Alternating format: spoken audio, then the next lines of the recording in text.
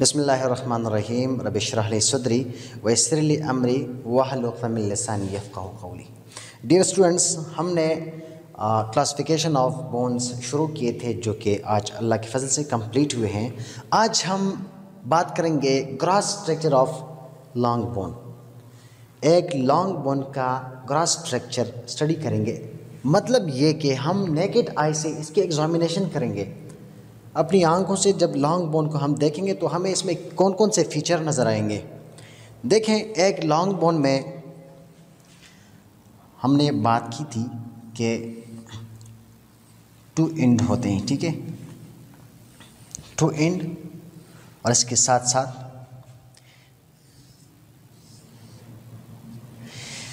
ये बीच वाला हिस्सा, ठीक है, 2 एंड्स जिसे एफिफेसिस कहते हैं, और बीच में ये जो जगह है इसको कहते हैं शेफ्ट।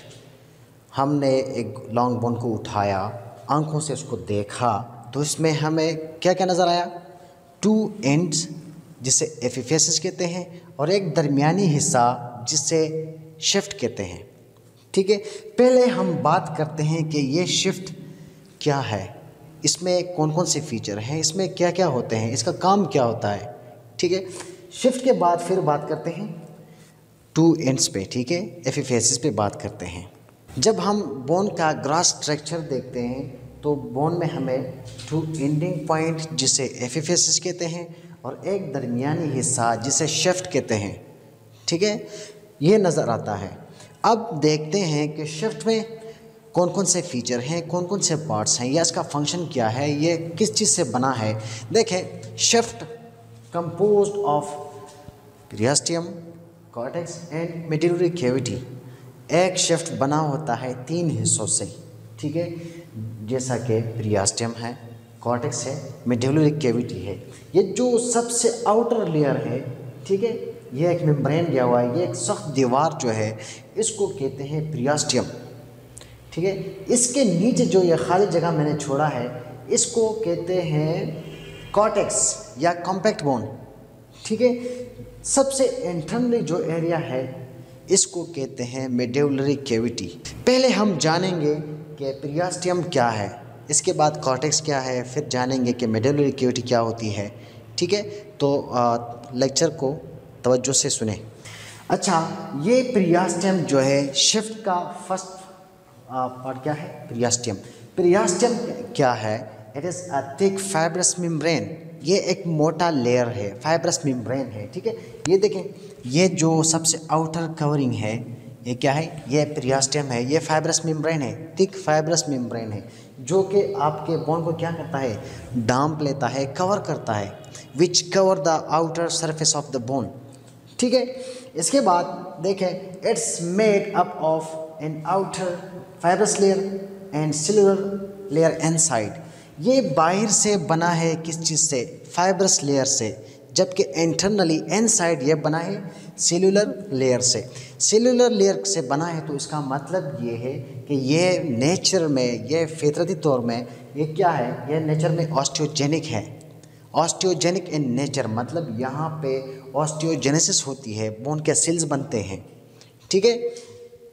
इसके बाद देखें, periosteum is united to the underlying bone by Sharpey's fibre. और ये जो पेरियास्टियम है, ठीक है, ये पेरियास्टियम है, इसके नीचे जो बोन्स आते हैं ये इसको आपस में जुड़े रखता है, कनेक्ट रखता है with the help of Sharpey's fibre. ये शार्पीज फाइबर क्या हैं? ये शार्पीज फाइबर हमारे पास मैट्रिक्स ऑफ कनेक्टिव टिश्यू है जिसमें कोलेजन टाइप 1 फाइबर होते हैं, टाइप 1 कोलेजन फाइबर्स होते हैं जो कि पेरियास्टियम को बोन के साथ अटैच रखने में, कनेक्ट रखने में हेल्प देता है, ठीक है, जिसकी वजह से ये क्या है? ये आपस में कनेक्ट रखता है, होल्ड रखता है, ठीक है। At the articular border the periosteum is attached with the capsule of joint. ये पेरियास्टियम जो है आर्टिकुलर बॉर्डर पे जाके किससे अटैच होता है? Capsule of the joint. देखें, ये जो 2 लाइन मैंने ड्रा की है ये कैप्सूल ऑफ फाइबर्स है, ठीक है। तो ये पेरियास्टियम जाके इस बॉर्डर पे, ठीक है, आर्टिकुलर बॉर्डर जहाँ पे आर्टिकुलेशन होती है, ठीक है, ये आर्टिकुलर बॉर्डर है, तो यहाँ पे जो कैप्सूल है इसके साथ जाके अटैच हैं। ठीक है, इसके बाद देखें periosteal arteries nourish the cortex. इसमें कुछ होल्स हैं जिसके अंदर आर्टरीज मूव करती है। ये आर्टरीज, ये जो एरिया है कॉर्टेक्स है, ठीक है, इसको न्यूट्रिएंट सप्लाई करती हैं, ब्लड सप्लाई करती हैं, और इसके साथ साथ इन हैज़ रिच नर्व सप्लाई। और ये पेरियोस्टियम जो है, ठीक है, ये क्या है, यहाँ पे नर्व सप्लाई बहुत ज़्यादा मकदार में होती है। ठीक है, दैट्स वाई ये मोस्ट सेंसिटिव पार्ट है। किसी को अगर बोन पे चोट लगे तो बहुत शदीद दर्द होता है। क्यों? क्योंकि ये रिच विद नर्व सप्लाई, इसको नर्व सप्लाई बहुत बड़ी मकदार में होती है, तो इसलिए ये काफ़ी पेनफुल होता है, सेंसिटिव होता है। पेरियोस्टियम के बाद ये वाला हिस्सा जो है इसे कहते हैं कॉर्टेक्स।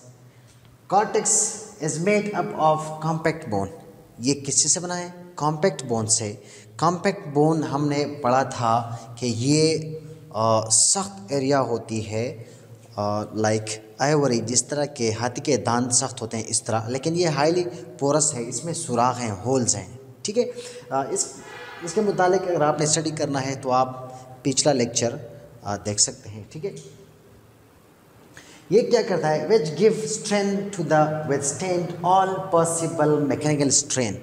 ये आपके बोन को पावर देता है ताकि वो स्ट्रेन को, यानी तनाव को बर्दाश्त कर सके। ठीक है, क्या कर सके? इस पर जो टेंशन पड़ता है, जो प्रेशर पड़ता है, इसके मुतालिक ख़ुद को एडॉप्ट करें और उसको बर्दाश्त करें। ठीक है, एक थ्योरी है वुल्फ लॉ मेरे ख्याल में, उसमें ये कहते हैं कि ये बोन की जो ग्रोथ होती है ये ड्यू टू इस पर जो प्रेशर पड़ता है, जो स्ट्रेस पड़ता है, इसकी वजह से बोन में ग्रोथ ज़्यादा हो जाती है। फिर आते हैं मेडिवलरी कैविटी की तरफ। मेडिवलरी कैविटी इस हिस्से को कहते हैं, बोन का जो सबसे इंटरनल हिस्सा है इसको कहते हैं मेडिवलरी कैविटी। ठीक है, ये क्या होगा? एज फिल्ड विद रेड और येलो बोन मैरो। ये भरा होता है रेड बोन मैरो से या येलो से। रेड कब होता है और येलो कब होता है? देखें, एट द बर्थ बच्चों में ये रेड होता है, क्योंकि बच्चों में बहुत ज़्यादा मकदार में हीमोपोएसिस होता है। ये एक प्रोसेस है जिसमें सेल्स बनते हैं, बोन सेल्स, तो ये एक्टिव हीमोपोएसिस की वजह से रेड नज़र आता है। जबकि प्यूबर्टी में देखें, as the age advances replaced by yellow bone marrow.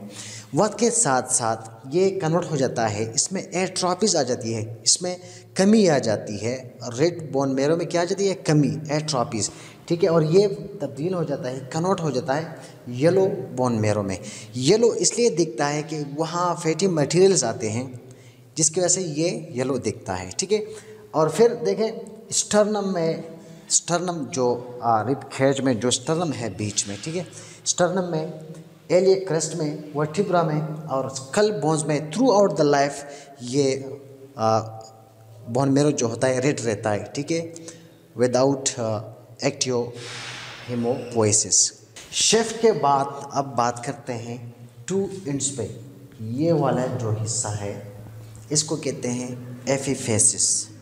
ठीक है, एपिफेसिस देखें the 2 end of long bone, यानी कि ये वाला हिस्सा और ये वाला हिस्सा, इसको कहते हैं epiphysis. It's made up of cancellous bone.